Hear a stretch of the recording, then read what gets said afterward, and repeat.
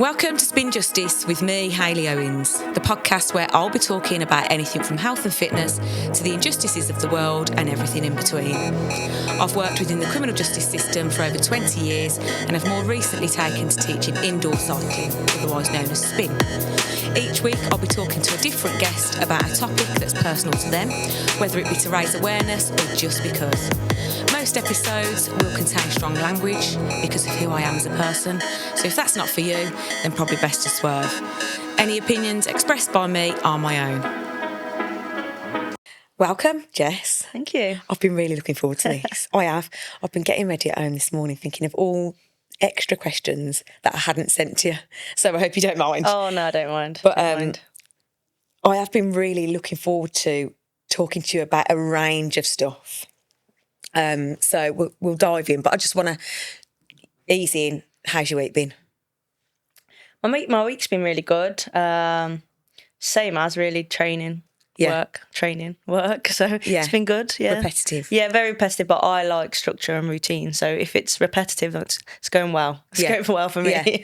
Yeah, I do like a routine. Yeah. It's the school holidays at the minute. Yeah. So there's no routine as such because there's no bus stop run or my boys are both in high school now, so I'd normally be up and out, in the car for like just before 8 to drop them the bus stop. So there isn't any of that, which is good because you get the rest.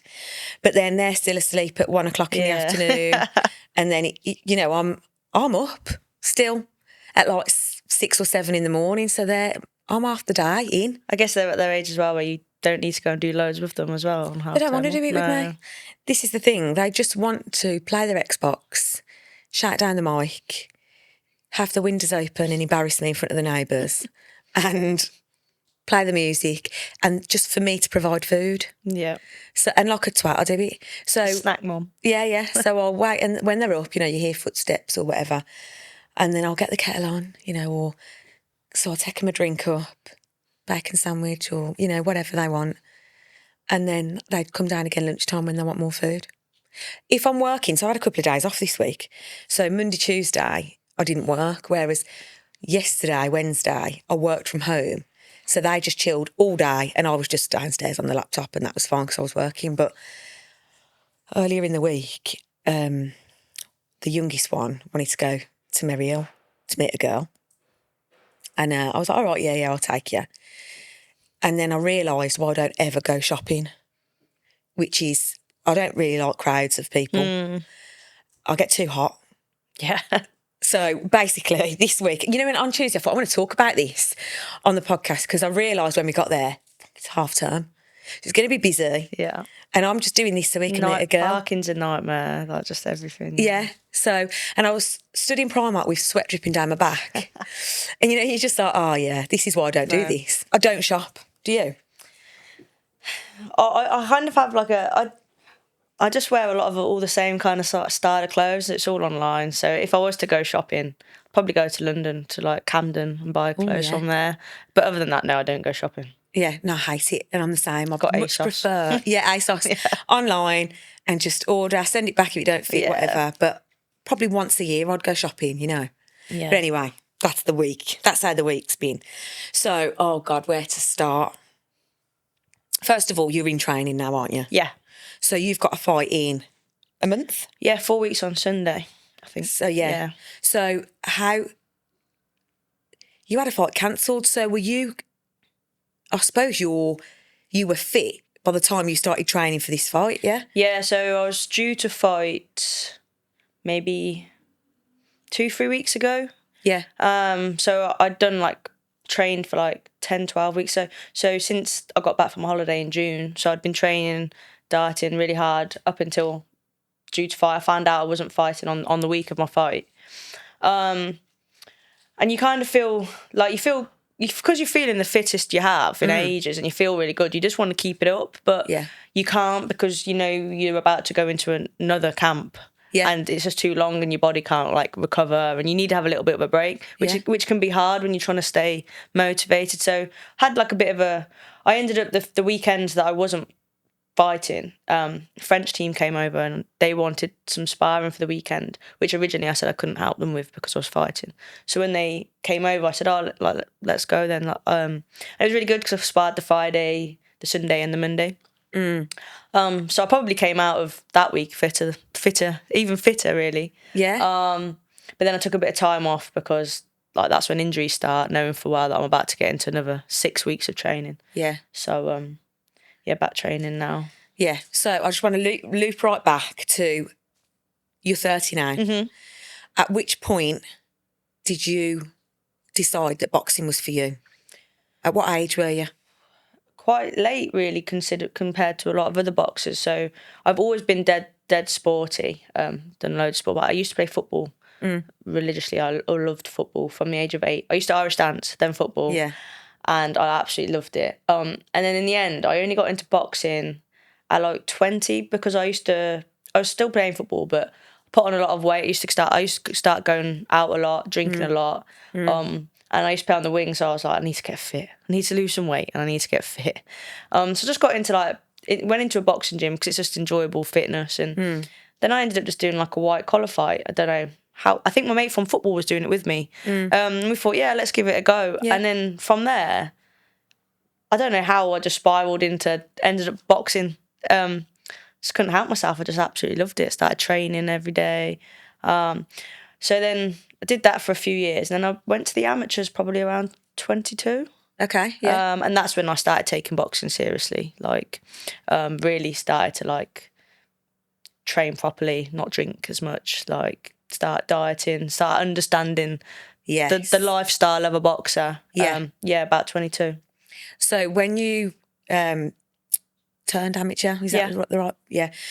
So how many fights did you have sort of white collar at that point? I'm not sure. A handful, maybe 4 or 5. I wasn't particularly very good. Like, just a handful. But because I was all right, I was very strong and I was fit.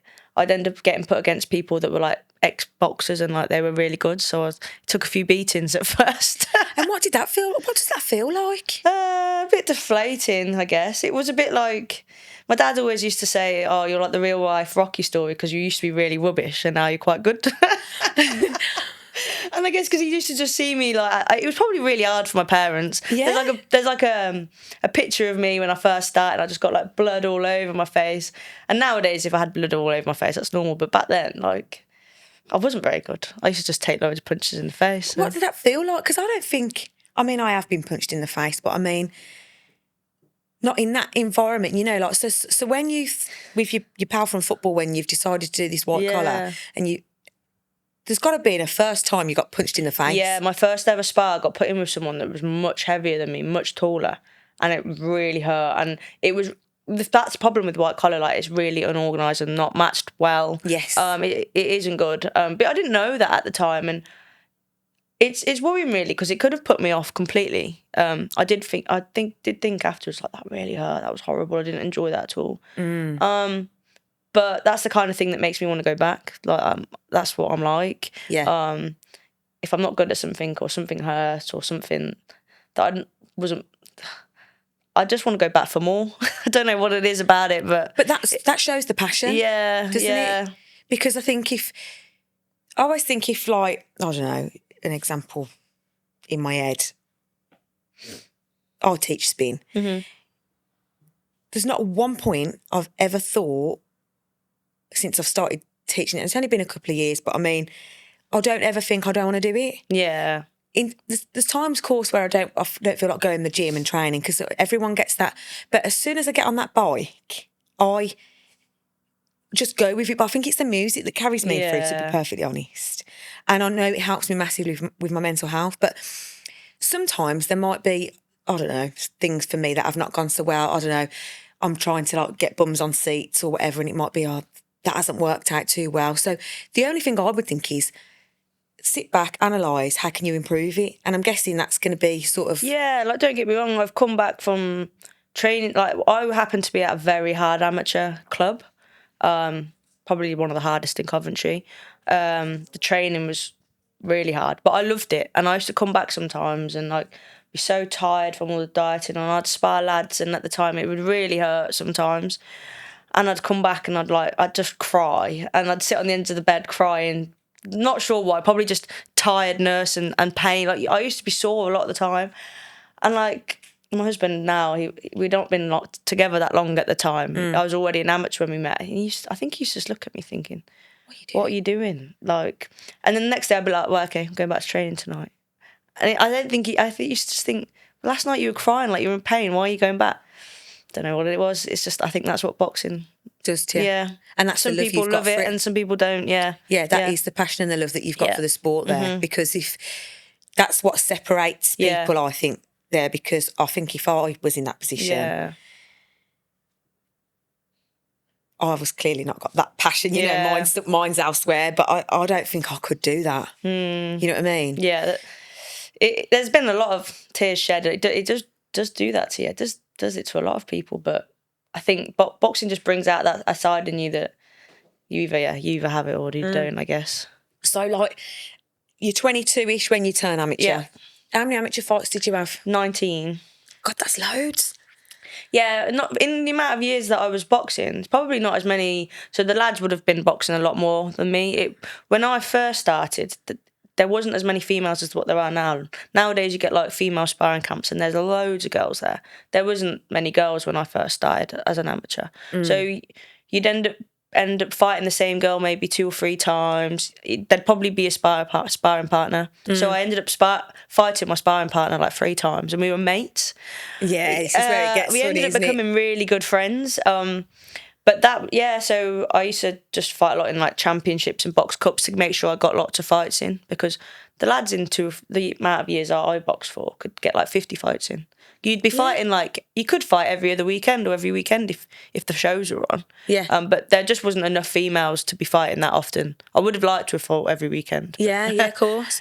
But this is the thing, isn't it? I mean, when we spoke earlier about, like, you know, when Tom, my ex-husband, was fighting, I suppose there's a stage, I suppose, where you can become a journeyman. Yeah. You know, you can just go and fight every week. Yeah. But I suppose because of the weight he was at, the pool's bigger, the pool to pick from, and, you know, matchmake is there. Yeah. Whereas I suppose for you, or for women back then especially, like you say, it's becoming a bit more popular now. So I bet that was, because at the same time as well, if you're fighting the same girl 3 times, you know her style. Yeah. So there's no secrets. There's nothing to hold back. No. And she knows yours. I know that it's definitely not like that as much anymore, because I went and watched some amateurs the other day in the Midlands, Midlands Championships, and like you could see so many more females coming through, which is absolutely great. Even as a pro now, when I turned over a few years ago, there was only like 6 in each weight category. Now there's like 15. Yeah. So it goes to show, even in 2 years, how much that it's grown for females. That's good. That's really good. So at what age then? So you've had 19 amateur fights, and then how old were you when you turned pro then? So I stopped boxing.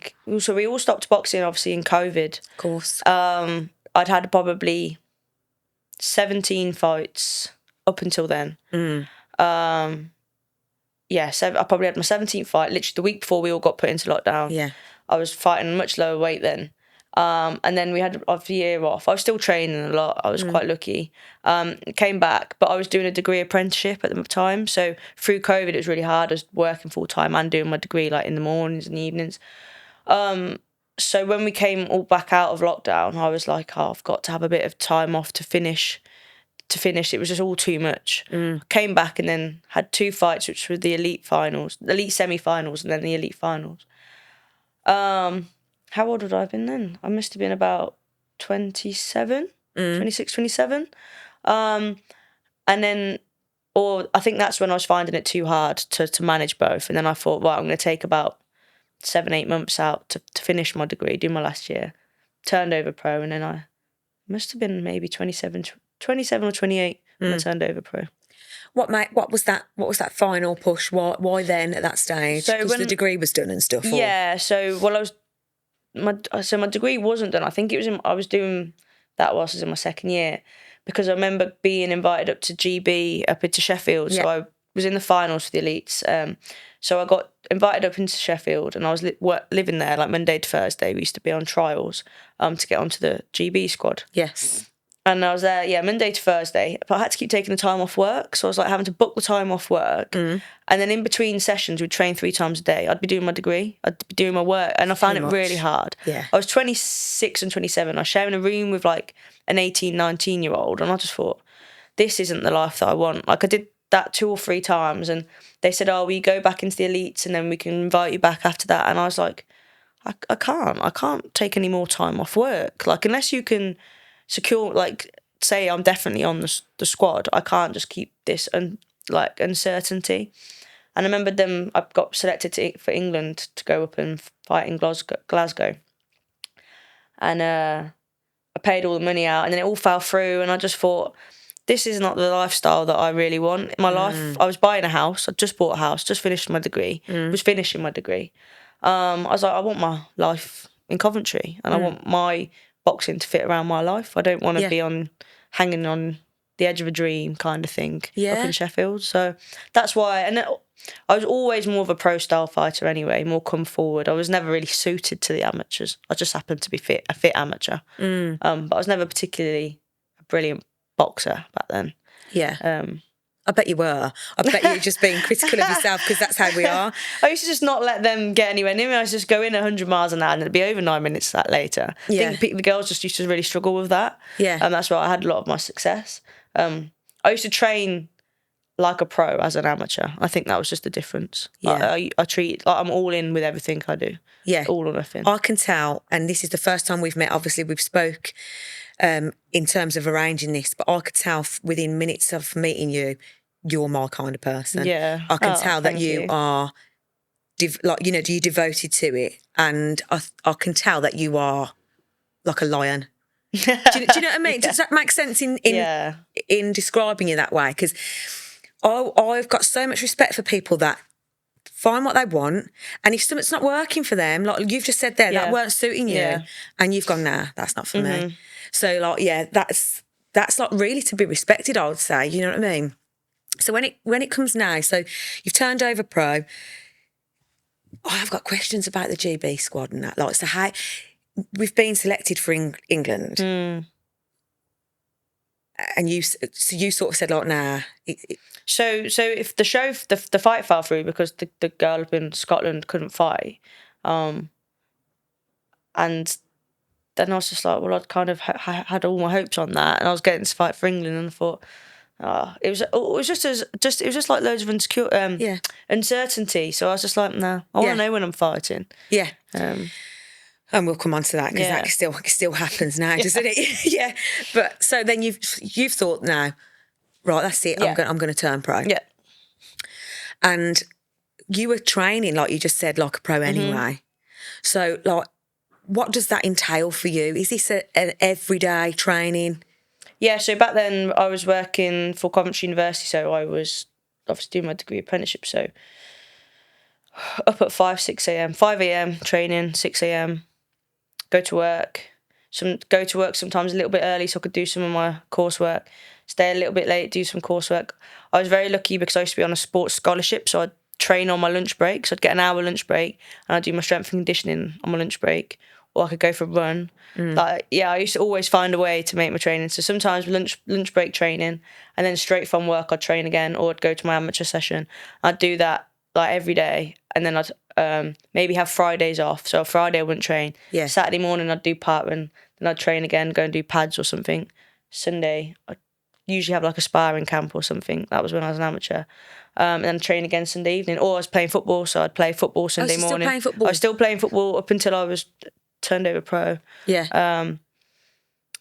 So play in the morning, and then train again on Sunday night. So there wasn't much rest there then, was there? Never, no. And then when I rested on Friday evening, honestly, like I was demented. I was just so tired. Oh, okay. Because I just couldn't think of anything to. I just didn't want to do anything. I just would stay in on Friday evenings and that's all. Like, I'll just be so tired, ready to go again then for the Saturday. I thought you were going to say you were itching to train. No, Friday I'd get to the point where I wouldn't even been able to train even if I wanted to. Right, okay, yeah.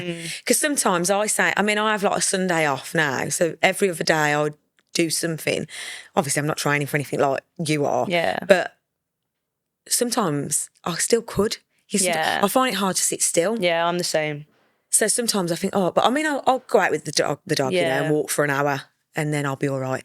And if I tell myself, you're resting today, I can. And it's so weird because like, for someone that can't sit still, I can lie on that sofa all day. But it's like if I know that that's planned and if you've planned it in your head, like I'm the same. Like if I've planned in a rest day, I'm happy to have it on that rest day. When things are like events happen, so then I have to have a rest day, that'll really stress me out. Yeah.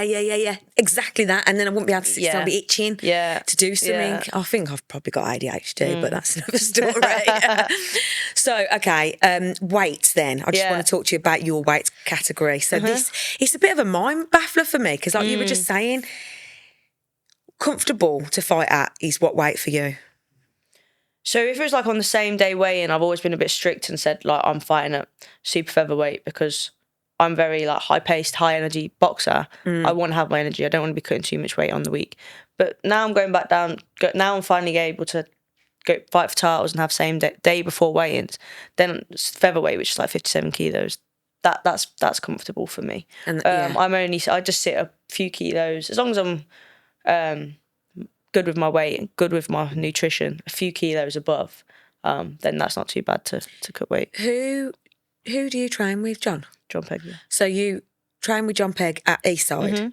So because you live in Cov, how do you just have to travel over daily? Yeah, not every day because obviously I work. But Sundays I go there, and then maybe 2 or 3 times a week. Yeah. And what kind of work are you doing with John in the gym? So sparring, I spar twice a week. Sometimes 3, but I'm pretty lucky I get good sparring at the gym. And then we just do bag work. They train on Tuesday. They run at Edgbaston Reservoir, but I don't go to that because I can run in Coventry. I don't need to go all the way over there. Exactly, yeah. But yeah. And are you sparring girls or boys? I spar both. Both? Yeah. So, say girls or boys, men, women, you know what I'm saying? Yeah. So is there a big enough pool, of girls? It's getting better, yeah. So I'm quite lucky. I've got Tori who she trains upstairs in the other gym upstairs. So Tuesdays and Thursday mornings we spar like if we're both available, we spar early, and then we both I can then go to work and stuff like that afterwards. Yeah. So John loves it. So I get him out of bed early. Yeah, I've known John a long time. In fact, like guys, what we're in 2024. I want to say about 18 years ago. I first met him when Tom was training. Richie Woodall used to be the trainer then, but obviously, and his dad, Lenny. But John obviously was there around a lot of that time. Does John match your fights? Because he was a very good matchmaker. So he was my manager when I turned over pro. So he's my matchmaker. Yeah. My manager. But he wasn't my coach. I was with someone else when I turned over pro in Leamington. And then was it probably January, I made the decision to move to Eastside full time. So now John's my coach as well. So he matchmakes, he's my coach and he's my manager. So he's doing the lot, isn't he? Yeah. So do you find that easier? Yeah, it is easier, yeah. Yeah. It's one voice to listen to, isn't it? Yeah, it is. Yeah. So going back to your training then, so you're coming over to Brum from Carve a couple of times a week, and then when you don't come over, you're still training, but you're doing all your cardio and that kind of fitness over there because it's easier for you. So food-wise then, how strict are you? In camp, which seems to be all the time because I have shows and fights fall through and stuff, I'm very strict. Like I follow a plan. Like I always know what to eat and when to eat, but I like to have nutritionists when I'm like in a quite a important camp, which to me all fights are very important. Just because I like to have them to have the the stress over it. They just tell me what to eat and I eat it. Yeah. Like, I'm so busy, I'm on the go. Like, I know what I could be eating, but I just think, leave that to someone else. Like, they can tell me, they can worry about my weight. I just get up, weigh myself, eat what I'm told. I eat like 5 times a day, but I'm eating, I eat for performance around my training. So like that is the most important thing. So I'm always obviously in a deficit when I'm in camp, but it's always for performance. So Yeah. that's the most. That's So 5 times a day, what kind of things are you eating? So, just on a general, like today, for example. Yeah, so like, because I trained at 6 a.m. this morning and I come home and I have porridge with protein and berries, and then have like a lot of Greek yogurt, like a chicken and veg, some rice, and then I have salmon 2-3 times a week. So probably got that for dinner, salmon and Mediterranean veg. I don't tend to eat any carbs in the evenings because I do a lot of my training in the mornings. Yeah. So then in the evenings, that's just what I have. So I pretty much eat the same things every day. Yeah. And it works for me. Yeah, yeah. And no alcohol? No, not when I'm in camp. So this is like, my weight used to fluctuate a lot in and out of camp. I'm getting a lot better with it because I used to drink a lot, and that's why I really got into boxing, to be fair, to stop me from drinking as much, going out all the time. Yeah. I think it's hard for my husband because he met me when I was quite a big drinker. I was very sociable, loved going out and drinking. Yeah. And I still do love drinking, but when I'll go like 2-3 months without drinking now. Easily. Yeah. It was really hard at first. When I was an amateur, you can get away with it a lot more. But since turning pro now, I'll go months without drinking. And I don't mind it now. I used to find it hard. And I think it was my friends that found it harder than I did. Yeah. That they didn't understand, and they used to think that I wasn't going to enjoy myself if I came out. And actually, I had more fun. Like, I've been on a hen abroad and I didn't drink the whole time. And I felt great. I came back and I was like, don't feel hungover. I got to run whilst I was there. Yeah. And I just feel very comfortable in myself now without drinking. Yes. I never used to. I used to feel like a bit of a spare part when I wasn't drinking. But now I'm happily don't drink. Yeah, I wonder if I could ever get to that, because I've gone through months without drinking, but I do like a drink, and I don't know if it's because I'm so busy all the time that, like, I might just want a glass of wine on a Friday, or sometimes, I only want one glass. Sometimes I want the bottle. Do you know what I mean? And like, I'm a bit more of an all or nothing. Like, if I'm going out, I'm going out. But then I feel horrendous for a few days. And then I eat loads. So a lot of people say to me, oh, why don't you drink? You get away with it. And I'm like, yeah, but it's not just if I drink, then I'll eat rubbish. Like, same and then I'm the same the day after, and then I feel rubbish. That's why I don't. Like. Yeah, because we know, don't we? Like, we'll have a night on drink, whatever. I'll drink beer, wine. So I've said this already on an episode, but like, I'll drink lager and then red wine, and that's mainly just me. Yeah. But I'll get the munchies then. Yeah. So like, if it's at home, because I'll drink a lot in the house. Yeah. So I'll go straight to the cupboards then and start picking, and then the next day I want to fry up. Yeah. Or whatever. I just want to eat shit. But for 2 weeks now, I'm in the second week, we spoke about it earlier, I've been on this diet. In fact, it was George, who's the bare knuckle boxer. The episode's out tomorrow. So by the time this episode comes out, it will have been out a few weeks. Yeah. But he talked about his diet, and it got me thinking, and I thought, I could do that. And I'm like 2 weeks into it. I'm feeling absolutely fantastic. Haven't had a drink, but I'm going to go out the weekend. But in fact, I did have a drink last weekend, but I stuck to the food aspect. Even in my hanging state on the Sunday, I still didn't binge on what I would have. And I didn't get a kebab on the way home like I would have ordinarily. So in my head, I think I was still half on it. Yeah. And I think if you've got like a goal, I think for me, I'd find it hard if I didn't have boxing. Yes. I would still drink a lot more than what I do. And everyone's just like, how can you give it up? Like, do you not find it hard? And I'm like, winning is way better than any night out. Like, that feeling when you get your arms raised, that is way better than any night out. Ooh, I've got like, do you know what I mean? Yeah. I was like, and I'm like, you wouldn't understand that. And I appreciate you that you don't understand that, but trust me, just that is more. It's worth it. It's worth giving it up for. So. Yeah, I'm totally with you on that. But I would think I would find it hard if I wasn't boxing. I'd still drink a lot more. Yeah. Right. So your home life then. So you're married. Yeah. You've got a normal day job. Yeah. This is difficult, I think. I'm going to just take my shoes off, just ignore me. I've got some really sexy socks on as well, as if you're going to catch these, Carl. They're like proper like granny ones that like only go with Converse. Put my feet up.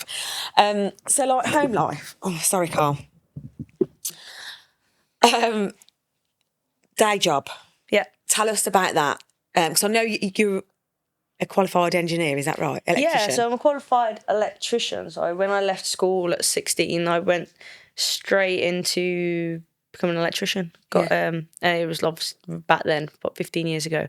That was not common. Like, so for me I was on the building site at 16 years of age.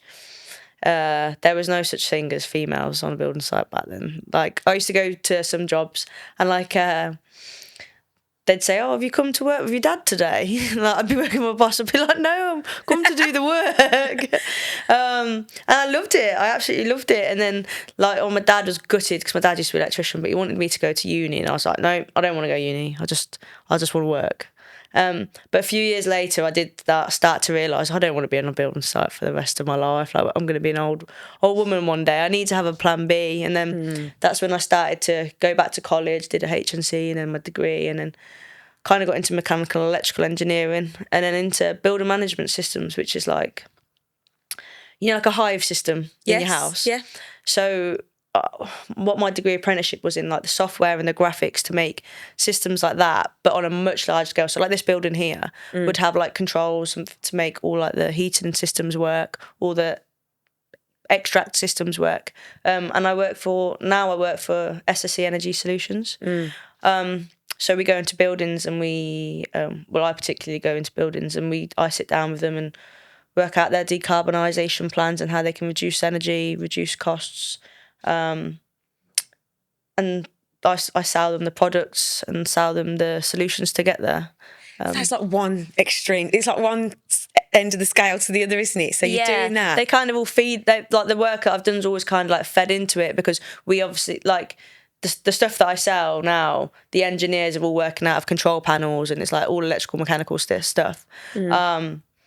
But yeah, I never thought I'd end up like being a salesperson. Like if someone had said that to me a few years ago, I'd been like, no way. I'm an engineer, but I technically am still sales engineer. But I like dealing with like end users and dealing with customers.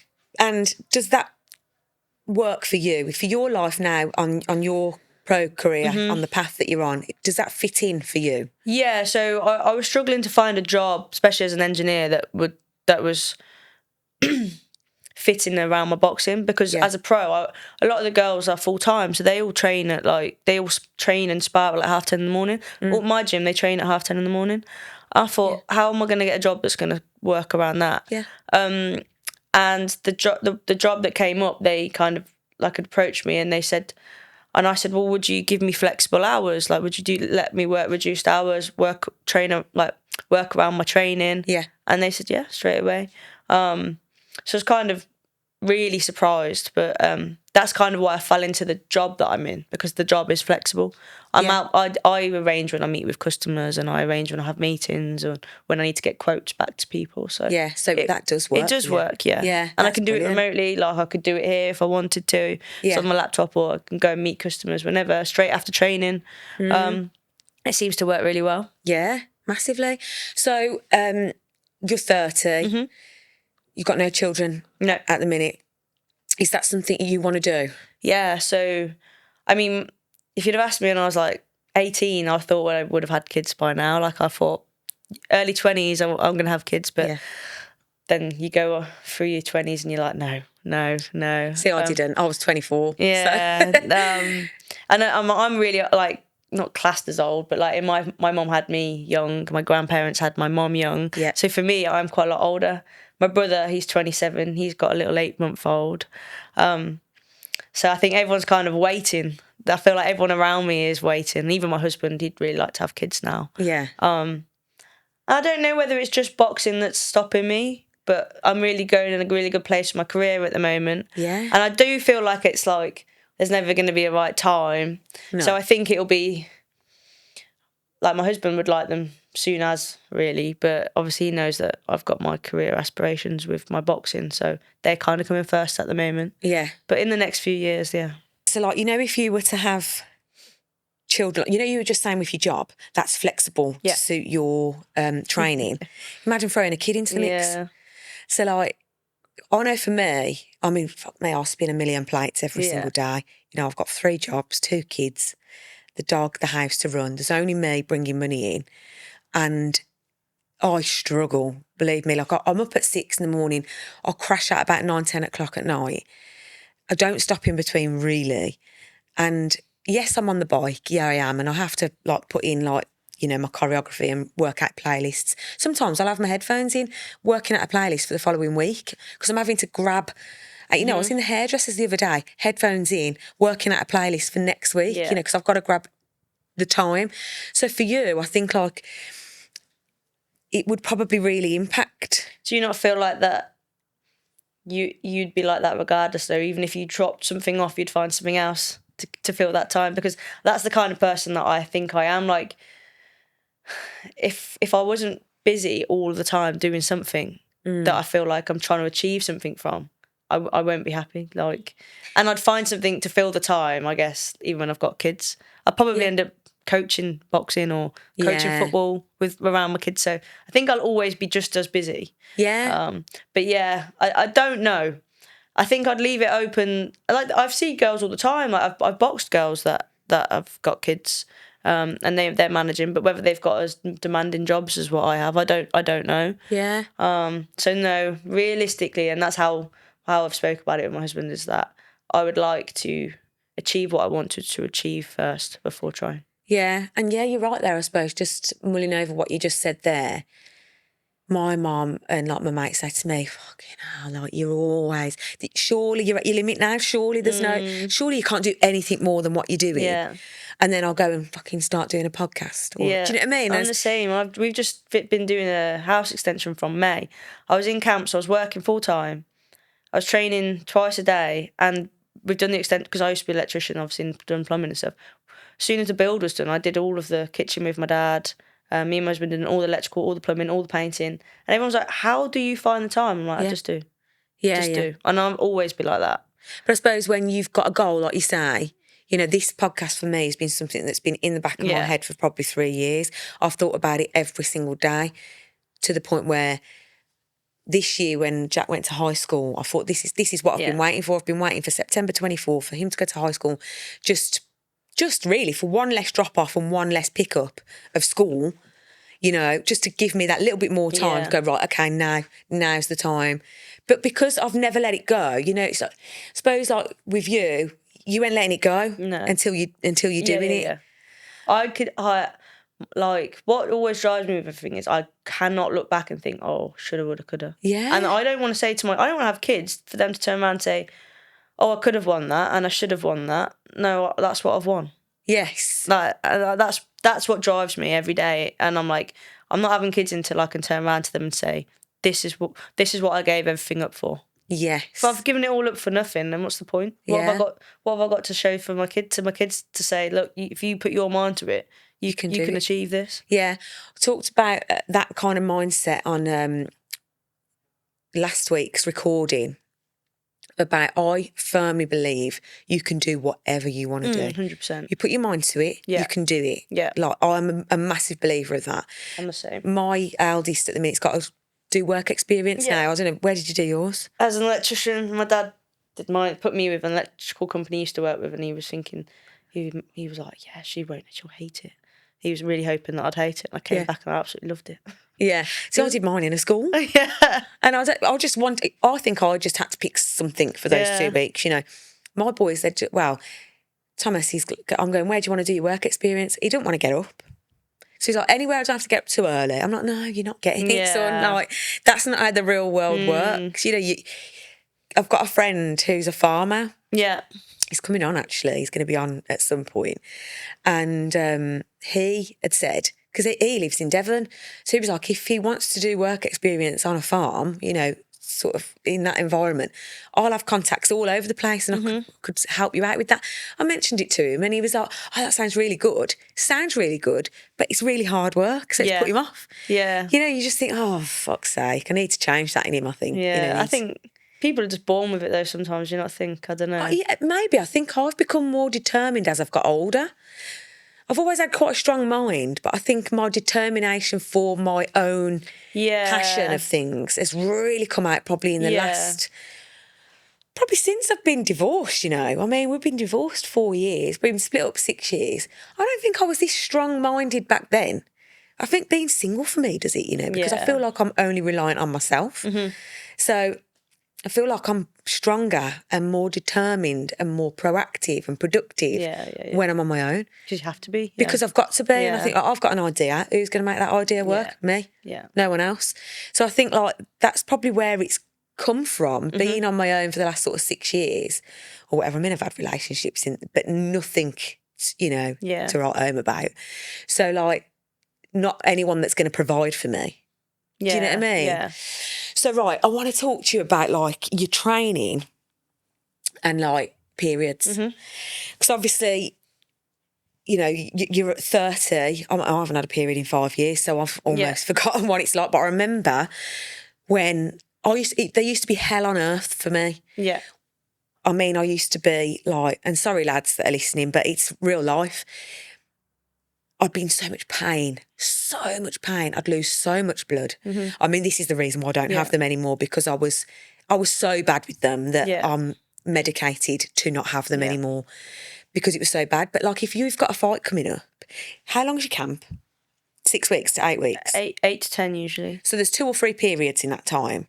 Does that affect your training?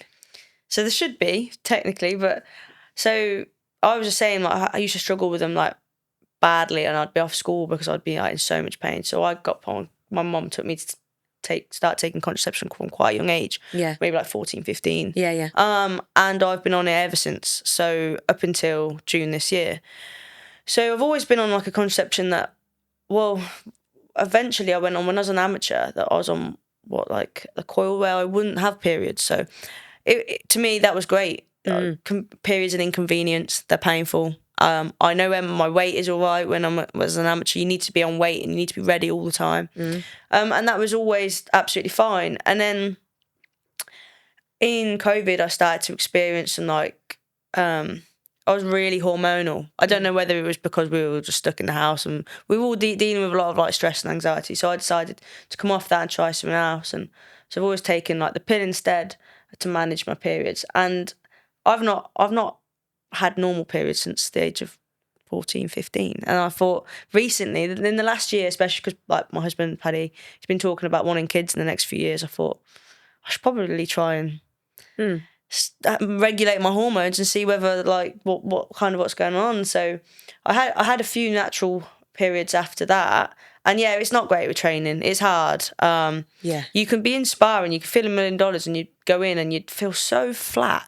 And your concentration's all over the place. You've not slept properly. You're really hungry. Like, you have all these really hard hormones.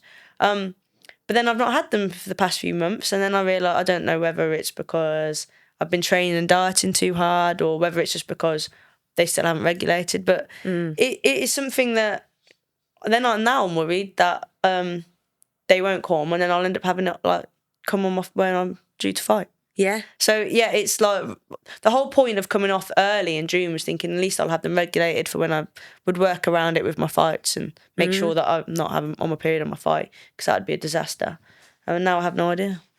Yeah. Is there anyone, I suppose, could you maybe, like, go to the GP and see? Yeah, and I will do. I mean, it's not like a worry to me at the moment, but it's just like, it's just stuff. It's just annoying that you have to worry about these things. Yes, this is because what I mean. It's between making weight or not making weight sometimes. And if you don't make weight because you've come on a period unexpectedly, people don't want to know about that as an excuse. But it's a reason. It's not an excuse. Exactly. You could miss weight because of it.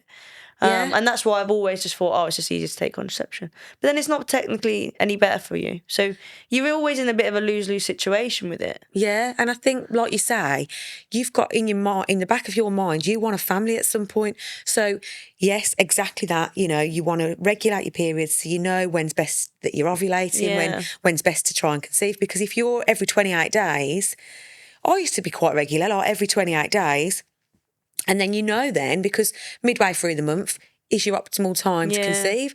So, but the problem was for me that I'd be in so much pain, and it got worse after the kids for me. It was bad, like you say, in school and stuff. But then even after I had my children, it got worse and worse and worse, to the point where sometimes I'd be heaving over the toilet, being sick with the pain. I'd go through different sets of clothes per day. I remember being on PST, it's personal safety training within the police, back when I worked in that environment. You have to do it every 12 months. So you do your self-defence training. And I remember once I was at Telio doing it's like a 2 or 3 day course or something, and I had to take spare clothes with me because I was that bad. And I remember like going through a set of clothes whilst doing that, and you just think, well, why I don't putting up with rubbish. this, man. I remember being an apprentice electrician, and I was working at someone's house, and I was like keeled over behind the kitchen, thinking, I hope my boss doesn't see me. I was only like 17 years of age, and I thought, how to explain that? Like, literally couldn't. And then you'd be all right after a little bit. Yeah. Like the cramps would come and go. But yeah, at the moment, it's not really an issue too much at boxing, but then it is an issue at the same time. It is an issue, yeah. And obviously there's no like what I worry about, and it's something that I want to go into in the future when I retire from boxing, is I know there's so many eating disorders and problems with girls in boxing, like such as missed periods because they're overtraining and under eating. It's really common and it's not spoke about, because the males in the boxing gym, which are all our coaches, they don't understand. They don't get it. They don't even think to ask or understand about it. And if you were to bring it up, do you think it would be well received, or do you think they'd shy away? No, it isn't, but I purposely do it quite a lot so that it's more normal to speak about in the gym. I think people always look a bit like shocked when I do, but I'm like, it's normal. I think it should be. There's more females in the gyms. There's more women coming through. It should be something that's discussed a bit more. I love that you're doing that. I just think that is so important. Yeah, and I'd like to be able to give advice to younger females when I stop boxing. I don't know if I'll coach and stuff, but I'd like to be able to give do some course or training or whatever, and be kind of there for female boxers coming through and make sure that they understand that it's not normal to be missing periods. And if your coach is making you hit a weight that you're missing periods, that isn't the weight you should be fighting at. Yes, exactly. And also think of long term, especially if they're younger, if you want to have a family, because let's face it, we need to have periods to have children. Yeah. Well, do we now? I don't know whether there's a science behind that. I'm not sure. But generally, it's how it all works, isn't it? I mean, I wonder now, I'm on this medication. I went to the GP yesterday because I'm in an early menopause. I've spoke about it on probably every single episode. Everyone's like, fucking hell, shut up. But I've had to change again. So I'm on a new patch now because that weren't working. I think, I was thinking about this the other day, and I don't want any more children. But if I was to come off all of this, all the medication I take, which is I take a couple of tablets a day for the endometriosis, I take the HRT patches for that. So I wonder if I came off everything, whether, one, I'd have a period, whether I'd even be able to conceive now. Yeah. Because let's face it, I'm still quite young. I mean, I'm 39, and this is unlikely. But if I was to ever meet someone and they went, oh, I really want children, whether I probably wouldn't. But I mean, I don't even think I could. Yeah, and that's kind of worries me as well. Like, some people say, oh, you'll be absolutely fine. But then I'm like, well, I don't want to leave it too late. Being 30, I don't know whether, if I want 2 or 3 kids, whether by the time I'm late 30s, whether I'd even be able to still have them. That's what worries me. I do worry. I don't feel like I'm ready to now, and it's not the right time. But then I don't want to put it off either. And everyone says as well, like, because obviously my husband really wants them. They're like, yeah, but it's not just about him. And I'm like, yeah, but he also does sacrifice so much for my life. Since he's met me, he's been the biggest support system to my boxing. He supported me every single day through it. He's had to give up quite a lot as well. Like, he knows I've got fights, or he's been on nights out. He knows I've got a big boxing spar the next morning. He'll come home early and make sure he's not disrupting me through the night. If he wants kids in the next few years, I want to make that compromise that even if I'm not quite ready, he is. What a team! Yeah, that's goals, isn't it? Yeah. I mean, it's going to be hard, but I got to look at it from his perspective as well. Yeah, absolutely. He's 32 now. He doesn't want to be waiting until he's too late. No, I get that. So I want to talk to you about being a female in a male-dominated, and I reckon this is something when I wrote that question down on what I emailed you, I didn't know about your day job and how you've basically been in a male-dominated environment your whole life, by the sounds of it. Yeah. So from the electrician stages to the boxing. Well, it started off in football, really, because I started in the male team. Yeah. Like, I was 8 when I first started playing football, and there was no girls' teams really then. And up until 11, you can play with boys. So for me, I've always been surrounded by boys, and I love it. I kind of thrive off it. It's where I feel comfortable. It's never particularly that close with girls at primary school. I just didn't understand them. I'm just I just was not that girly at school. And I just don't like drama. And I just wanted to be about playing on the football pitch and that this time. So that was just more me. So for me, it always felt natural. Yes. It's always been really natural to me. Yeah. And now growing up, still working in a very male dominant, I just thrive off it because I like to prove, I like to, I don't know, like. It's almost as like, watch, I can do it. I want to prove everyone wrong. Yeah. Like, yeah. Yeah. I remember thinking when I turned up at college and I was like the only girl, people thought, what on earth? And I thought, well, I'm gonna make it my business to be the best in the class. Yes. Like anything you lot can do, like girls can do better. Yeah. And that's how I used to just look at things, and I've always been like that. So I really like it, and I've done a podcast with work, like a webinar actually, about what it's like as a female, like growing up in like a male dominant work life, and there's been some hard parts of it too, but generally I just do really like it. I'm the same. I find I'm more comfortable around men, not in the sexy way, in a I can be myself way. I've got brothers, so if like say, I don't know, of a Sunday everyone lands around my mum's for Sunday dinner, she cooks for like 10, whatever, but me and my brothers will bounce off each other. We've got a very similar sense of humour. We can talk about films, we can talk about stand-up comedy, we can talk about whatever, music, and we're all sort of like in sync. But then again, I find myself having male mates that I speak to more often than my girlfriends. I've got a group of girl mates that I've been mates with for 20 odd years. They're my girls, do you know what I mean? We can go on girls' holidays, we can go around each other's houses, whatever.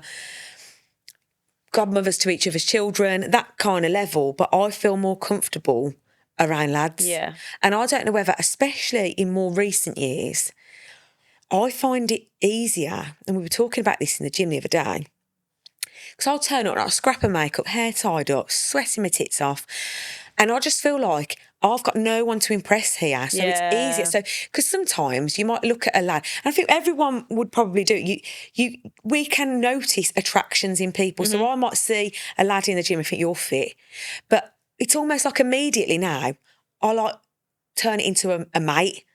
It's like it's almost as like it's just easier to be myself rather than do any kind of flirting. Yeah. Because I feel more comfortable. Do you know what I mean? It's like there's no pressure then. Yeah. So like mates that I train with in the gym, lads, it's just so much easier for me to be myself and not have to worry about being a girl. Yeah. Do you know what I mean? Even though obviously I like makeup, I like clothes, you know, I like girl talk to a degree, but I think me having lads as well, not having any daughters, it's just easier. I just find it easier being that way. I think it's just because like all of my interests as well, like not all girls are going to want to talk to me about football or boxing or going for a run. But I think when I met a lot of some of my best friends when I played football, ladies football, and I met a lot of girls all similar to me, and I thought actually changed my perspective. And I've also got a lot of I remember one of my friends, Tash, she joined my work when I was at Coventry University, and I was thinking, oh my God, I don't want to work with another woman. Like, I'd never had to work with other women ever. I was dreading it. And then she's just like me. And like, I get on with her so well. And I think it's the kind of I realise it's not like males or females. It tends to be your surroundings and the like-minded people in the surroundings that you're in. Yeah. That's what you get on with. Yeah. I think during, 20 years of working in like a police environment, I made loads of like male friends that I'm still friends with to this day. And the banter is, I would say, different. You know, and I'm very banterish. Like, I'm terrible with the kids. Like, you know, they're trying to talk to me about something serious and I'm like bantering with them, and they're like, oh, Tom came around the other day and one of the lads said something and I'm immediately making a joke and he was like, for fuck's sake, to me, you know, like, just stop just like bantering all the time, like, or whatever. But I just find it more comfortable. Yeah. I just find I'm a piss taker, and I just find that is more. Oh, I'm the same. I'm a wind up. And then some people, like, I've had it in the past with females, they don't know how to take me because they're like, is she being insensitive? No, I didn't even realise I was supposed to be being sensitive. Do you know what I mean? To some people, I probably am insensitive, but I don't mean it. I'm just a piss taking. Yeah, I'm the same. Yeah. I'm the same. Right, so you've got a fight now coming up in 4 weeks. Yeah. 1st of December at the Holiday Inn in Cov. Well, is it Cov or Birmingham Airport? Yeah, in between, I'd say. In between. So, and I've been to see one of your fights before. It was at Planet Ice. Oh, so my debut, yeah. Yeah. Oh, was that your first one? I don't think I even knew it was your first one. Yeah, my first one. Yeah, so I have seen you box before, and you know what, if I could get to that, I think it'd be nice to bring the lads to come and watch you box. That's Jack's birthday weekend, my youngest, so I'm going to look into that and see if we can come. But I want to talk about sponsorship. So have you got a sponsor? I have a few small sponsors that help me assist with my training and stuff like that. I don't have a big main sponsor. I'm trying to get my work at the moment to sponsor me, which they're such a big company that they can't sponsor people. It's a bit like with SSC, but they're trying to work around it. So they're good. They will sponsor for all of the staff to come to my fights if they want, if they're like a table of 10. So they do it in that kind of way. So yeah. I do have a few sponsors that help, but yeah, and I've talked about it with George Thorpe on the bare knuckle episode, but we have briefly touched on it. But selling tickets, I mean, I'm fairly lucky because I do have a good family and I have great family and great mates. So I've been lucky enough to always pretty much to be able to fight because they're funding it. They're supporting me to fund me fight, and I sell maybe 100 tickets and stuff like that. So that's all right. But it's so hard. Yeah. And I don't want people thinking that I'm just trying to sell them tickets all the time. And I know, it is really hard. Because isn't it it's not cheap anymore either. They don't understand why it's so expensive. They're like, oh, it's well expensive. I'm like, yeah, but they don't realise they're paying for the venue and the refs and the opponent, the ring, the paramedics, the doctors, the board, all of that shit, especially with pro fights. You know, Tom's been putting on these fights for years and years and years. So the amount of work that has to go in. I mean, he's at probably a stage now where John and Tom, I think it's probably more John these days, they run themselves pretty much the shows because you have, you know, the paramedics that you can rely on and the doctors and the ring and the venue, the food, all of that. All that's got to be paid for. Any fighter gets paid. Yeah, and then the promoters ain't even getting anything. That get paid at the end, whatever's left, and sometimes, a lot of times, nothing. Yeah. People think that we're in an absolute mint, and you're just like, no, it costs us. Unless you're in the big promoters or you're really lucky and stuff like that, it's costing you. Yeah.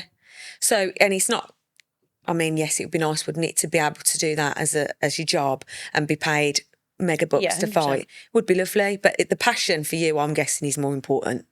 To me, it makes John laugh sometimes because I'm the only one in the gym that actually loses out on money by being there because I do have a good job and because I do slightly reduced hours and stuff.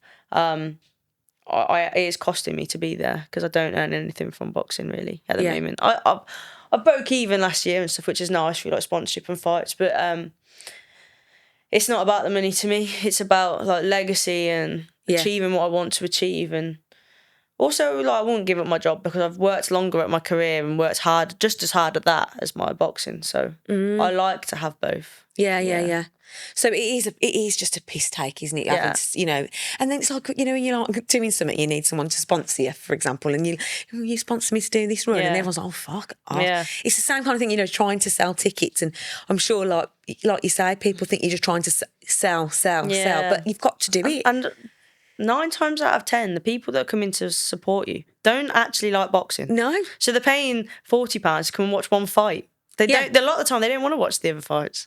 Yeah, and they're doing it because they love you. Yeah, and they want to support you. Yeah, there ain't many, is there, that are like diehard boxing fans that there's are there. There's a few. Yeah, But then that comes hard because then they're checking box rec and they want to know who you're fighting, and they're like, oh, well, I don't want to come to that show if that person's fighting that person. It's not very well matched show or something. So like that, then that comes into part if they're a big boxing fan. So they've got to understand that you've got to fight certain people to get up the rankings and prove yourself and improve yourself as well. So it is hard. Yeah, there's lots of things, isn't there? I mean, have you had many injuries? So I'm quite lucky, like boxing injuries, I'm quite lucky. I've not had to like pull out of a fight from and not fight because of an injury, but I've suffered really badly with, I love running. I've loved running since I was an amateur. And I suffer really bad either Achilles heels pain or plantar fasciitis. So I did park run on Christmas Day last year and I got the worst plantar fasciitis from it and I haven't been able to run properly since.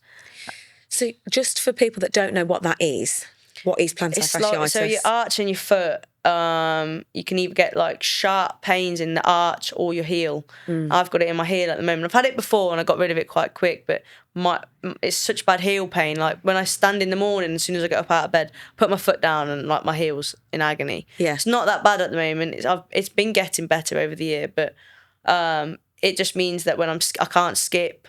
If I'm on my toes too long at boxing, I'm in pain. I can't run, which is really hard. Because as a boxer, you're expected to do so much running for your fitness and to keep your weight down. And it's all your cardio and stuff. So yeah, it stopped me from doing that. And also I love running, so it's been a really tough year. Yeah, with that kind of injury, yeah. Can you take anything for it? Can you have an injection? You can, but I've kind of put it off. I'm going to actually speak to the doctors about it soon because might go down that route soon. But I've been put off because I feel like I was going to go for the injection and then I'd just go back running instead of doing the rehab because I couldn't feel the pain and I'm worried that I'll make it worse. I still want to be able to run in years to come. Yeah, and this is the problem, I think, because I used to love running, but my knees have given up. Yeah. And then my back gave up. So then I sort of get this like sciatic pain and I've been under like the orthopaedic hospital for about 4 years now, and they said to me, you need to do swimming or cycling. Yeah. Because of my joint aches and stuff. Less impact. Yeah, and I think the last one I did like a 10K or something in the Lake District, which was lovely. But I cried over the line. I was in that much pain with my left knee. And I just thought, I can't keep doing this and being in this much pain for something that I genuinely love doing. Yeah. So, and then it was years later that the back pain and stuff came in. So then I tried the swimming, but it's boring. So and then I started doing cycling indoor, and that's obviously how I got into the spin because I loved it, and I think it was the music anyway that just did it for me. But funnily enough, I don't ever get any pain on the bike, which is mad because I've got bulging discs in my back, and I've got this knee complaint. So I could walk, say if I was to walk like a hike up the top of the Malvern Hills, I'd march to the top. But I'd hobble and cry down. It's the downhill for me, that's the problem. But I don't get any pain like that on the bike. It's weird. Yeah, it's because it's just such low impact, isn't it? Yeah. Like, yeah. So I've had to do a lot of like air bike stuff for my fitness in the last few camps because I've not been able to run. I'm starting running a bit more now, like on treadmill, like really high intensity sprints. As long as it's not for a long distance or a long time, my foot copes with it. Yeah. So it seems to be all right. Yeah. But yeah, when I was doing all my fitness from the air bike, that was killer. Yeah, it's hard, isn't it, the air bike? Same thing as like an assault bike. Same thing. Yeah, that's another level. But there's no pain, so so it's got to be done. Yeah. So in other setbacks, then cancellations of fights, like, is it common? I feel like it's common. It is common, but even John says I have got the worst luck that he's ever known so far when it comes to fights. I've had quite a few girls pull out of fights. What's the reason? On the week. Illness or injury. I don't know. Don't think some people just avoid each other. They want to keep a good record. And then it's been hard to get matches. And then I've been particularly unlucky that I've been on quite a few shows that have fell through. John thinks I'm a bit of a bad omen. But we've talked about this earlier about what's meant to be and what's not meant to be. So if it's meant to be, it will be. Yeah. And if it ain't going to happen. I am a firm believer in that. And although it is really hard at the time to accept, well, actually it's getting easier to accept as long as I know something will come of it. Yes. So like this show got cancelled a few weeks ago and I was yeah, I was really I was all right for a bit because I had that sparring with the French team that I wouldn't have been able to spar before. And now they want to get me on the show in April as a return to say thank you in France. Brilliant. So, yeah, everything kind of happens for a reason. But then, obviously, I found out about December and I was like, well, what fight have I got? Like, I want another title. So, kind of like pushed on. So, I'm hoping that we're hoping that I'm fighting for another title in December. We're just waiting to find out, hopefully, by next week. Right, okay. And if all that goes through, then it was kind of worth me not fighting, me feeling disheartened, and then getting on John's back about it. Yes. So, like you say, something has come of it. Like, yeah, because it fuels the fire. yeah, it does. Yeah. And that's what we need sometimes. So have you got an opponent lined up then for the first? Or yeah. So a girl that pulled out actually a year ago that I was due to fight, she's got a similar record to me. So John has put forward for a title for this. The board have kind of recommended it, so they just got to get it signed off now. And if that goes ahead, then I'll be fighting this girl that I thought was meant to fight last year. For a title. Brilliant. So what's the main goal then? What's the end goal for you? I mean, I never really thought I'd achieve, I never really looked past. I don't ever sit there and think, oh, I'm going to be a world champion. I'd like to be a world champion. That's not really me. When I was an amateur, all I ever wanted to do was win the next fight and become a Midlands champ. For me, as a pro, I'm always looking at the next fight, the next goal. So I've just won the Midlands title. Now my next goal is the English or the British. That's what. And then I think after that, I'd love to fight for my mum said, like, my mum's turned 50 this year, and she said that one of the things on her bucket list would be for me to fight for the Commonwealth, which I thought was dead weird. It's dead, like, I was really proud but really excited because I thought, I didn't realise she was that, like, kind of bothered. Yeah. So I'd love to fight for the Commonwealth purely for my mum. And then I'd like to fight for a European. I'd like to fight for as many titles, but I haven't got like a main end goal. I think I just want to get to a point where I feel content with my career. Yeah. Yeah. I want to have improved. My main goal is to retire as a boxer, as an entertaining fighter. Yeah. I don't want to be fighting rubbish fights, and I don't want to take safe fights with girls just because it's safe. I want to be an entertaining fighter. When people pay £40 a ticket for me to watch me, I want them to think that was a great fight. Like, that was an absolute war. Yeah. So I want to fight the best girls, and that comes with the titles. Yeah. So for me, that's like my end goal. Just to be content with what I finish on. Yeah, that's a brilliant goal. Is there someone that's inspiring to you that you would think, oh, I'd love to be like her? Or no, I'm not really like that. I've always kind of been a bit like stick to my own lane and just. I guess a lot of females are like, all females around me are very inspiring. Like, there's a lot of girls around that have got kids and they're achieving loads, and I think you're really inspiring. You're managing all of that. So I do find that very inspiring, but I don't really look at specific people and think, oh, I want to achieve what they've got. I just stick to my own kind of achievements. I listened to this podcast, Boxing Life Stories. It's got all sorts of people on there, probably into the hundreds now, actually, to be honest. And I listened to one, and I remember it even from 4 years ago. Sometimes I listened to a podcast last week and I forgot it by this week, but it stuck with me, and it was Jane Couch. And I was painting my garden fences in lockdown. You know, when we're all like you were just saying, trying to find things to do around the house. I've got my headphones in, we're in lockdown and painting the garden fence. Started listening to Jane Couch's life story on Boxing Life Stories, and I thought it was absolutely fantastic. One of the best ones I've ever listened to. And I thought, what an inspiration.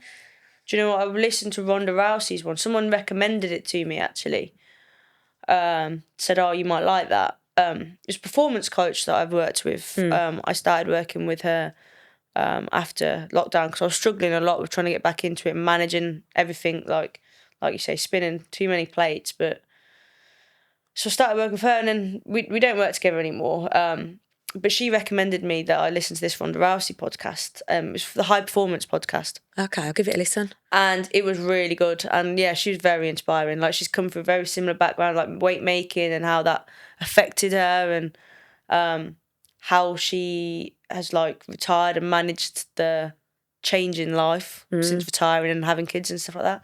So, I mean, I don't look at her directly to be inspiring, but her podcast is inspiring. Yeah. I'll give that a listen.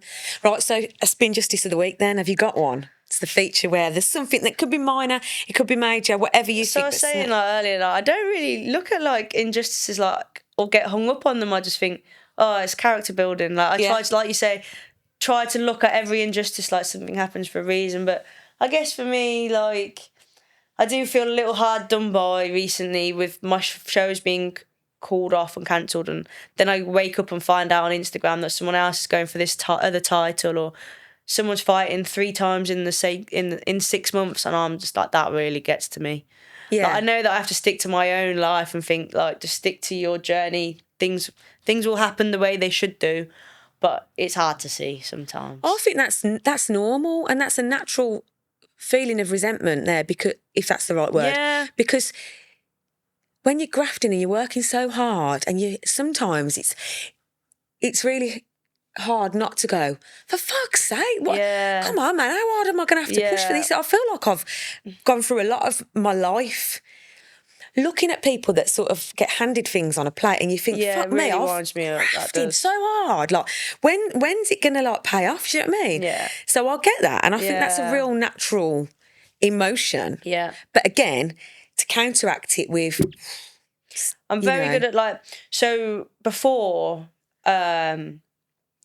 before I ever worked with this like performance coach, I would get that really hard done by that. And now I just think, well, I'm not just in boxing for fights. I'm in there because I'm enjoying the lifestyle. It makes me a better person.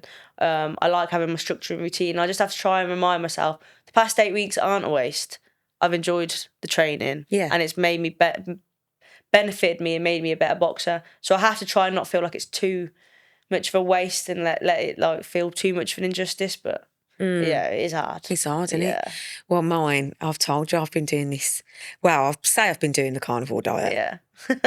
We talked about it. Ish. Ish. Because there's certain thing. I mean, when someone tells you can't have broccoli, fuck me, like, it's broccoli, I man. don't ever want to live in a life where someone tells me I can't eat broccoli. Do you know it's what one I of mean? my top 5 foods, I reckon. Yeah, and you know what? I am following ish. I mean, I'm eating a lot of meat and I'm eating a lot of eggs. I'm not having sugar and I'm not having carbs, basically. But sometimes, you know, I just need a bit of veg. And I'm kind of thinking to myself, if you're only having like chicken and veg or fish and veg or steak and veg, whatever it might be for tea, surely that's good. Yeah. So that's what I live on. Yeah. And I'm thinking, well, so the spin justice for me is someone telling me you can't have broccoli, or like, you know, you've just got to stick to, if you were to follow like carnivore coaches on Instagram and what they eat daily, it's so fucking boring. You can't stick to that every single day. Like, I'm on day 12 now. Don't get me wrong, I feel great. Yeah. We talked about the constipation side of things. There's no fibre. So there's going to come a point where it ain't going to work forever, because you think, oh, God. And until you mentioned it this morning, I hadn't clocked. And then I thought, oh, yeah, you've got a point. I need to like, and I said to you, I might sneak in a Rivita. Yeah, something really high fibre. Yeah, I'm going to go and have some bran flakes or something to get in. But drinking loads of water. Yeah. Electrolytes anyway. But mainly, this morning I had 4 boiled eggs, one after the other. The last one I was gagging. Like, literally, like, I had to hold it in there for a bit because I thought I can't. When I'm weight cutting sometimes and you're having to eat loads of eggs, I love eggs, but when you're having to eat them every day and sometimes you don't fancy eggs. No. So there's been times where I've woke up and eggs have been on my meal plan and I'm like, I don't fancy eggs right now. And they do make you heave. Yeah, and it's making me heave at the minute. So yesterday I'd had like bacon and eggs in the morning. Right, fine. And then last night I had fish and an omelette. So I'm egg heavy, like, do you know what I mean? And it was a struggle to get through it. And then this morning, and this is purely because I need to go shopping and I was up against time, because obviously we've done an early recording today, which normally we do a bit later in the day. So I've taught a class this morning, I've come home, I've got ready, and in my head I'm thinking I need to eat before I leave. But I've only really got eggs in, because I haven't really got any of the protein in the house. So I've just boiled 4 eggs and ate them one after the other over the kitchen sink. Honestly, thinking, like, so that's my spin justice. Yeah. Yeah, I don't know how long I'm going to see this out. Just like dieting is just an injustice in itself. Like, I could train twice a day. I could diet so hard. Yeah. Next week I could put weight on. Obviously, your weight fluctuates. My husband, he eats absolute rubbish, right? and drinks loads. He just stops drinking or stops having sugar in his tea, and he'd lose like 3 kilos in a week. Yeah. But you said earlier when you'd done a similar diet to what I'm doing, you do lose like a stone. You like do, that. because obviously for every carbohydrate you eat, you hold like 2.1 grams of water or something like that. So when you stop eating carbs, you're going to lose all that water weight. So you lose a load really quickly. Yeah, which and then it will slow down. But yeah, you can lose a good lot of weight on it. Yeah, and I feel like in 12 days, I'm feeling good. Yeah, that's good. But I don't think, for me, I probably want to be doing more what you're doing in terms of, you had porridge every day before, and I'm kind of missing it now. Porridge is my favourite breakfast, one of them. Yeah. Breakfast is my favourite meal of the day, but like, I couldn't live with it. I don't want to live without porridge. No. And I do like, I haven't had any sugar cravings, which is really weird, especially, I don't know whether that's an increase in the hormones I'm taking that's helped that, but I'm not craving the sugar, which I was before. I'm doing all right on, not having too much alcohol and stuff. I'm doing all right there. I'm not even really craving the carbs. But if someone's telling me I can't have veg, you can go and fuck off. Yeah. Have you got any shout-outs? Spin Justice shout-out? Yeah, I guess just like my family and friends that they support me so much. Like, I don't think they realise sometimes how much they support me just by like buying tickets and making sure they're at my fights. And then obviously I've got a few really good sponsors. So Anthony Birmingham, he's a really good sponsor. I've got Gilly Tree Care. They help with a lot of things, but especially probably obviously to the gym, John and that. But to my husband, I don't think he gets enough credit. Yeah. I talk about him little bits in podcasts and stuff, but I don't think he really gets enough credit for how much he supports me on a day-to-day basis. Like, and how much he gives up for my boxing. Yeah, and sometimes the support can be silent, can't it? Oh, like, yeah. It's the way they're adapting to your lifestyle or the things that they're giving up as well. It might not need to be any words spoken, but the support's there. Yeah. So that's a really nice one. Yeah. Yeah. Who's mine? Mine, completely opposite to yours. I mean, I love my family and friends. They know. But mine's for a business this week, and it's Solace Tanning. Now, I just want to say, from the skincare episode when we talked about mole checking and sunbeds and stuff like that, Solace Tanning is a friend of mine. He's got a sunbed shop. They started doing spray tans, and I'm going there tonight. I love a spray tan. I love a spray tan. So I'm going tonight. It's I think it's on Northfield Road, Harborne, Solace Tanning. I'm going to go and have a little spray just to make me feel nice. Because don't it always feel nicer when you've got a tan? I love having a tan. Yeah. I love getting my nails done, and I love having a tan. Yeah. So my nails are desperate at the minute. But that's mine for this week. So... Nice. Really nice to speak to you. Thank you, and you. It's been and really I'll nice. be there on the 1st. Oh, thank you. Cheers. Thanks, Carl. If you have a topic that you want to discuss, get in touch at b31spinjustice@gmail.com or via Instagram @spinjustice.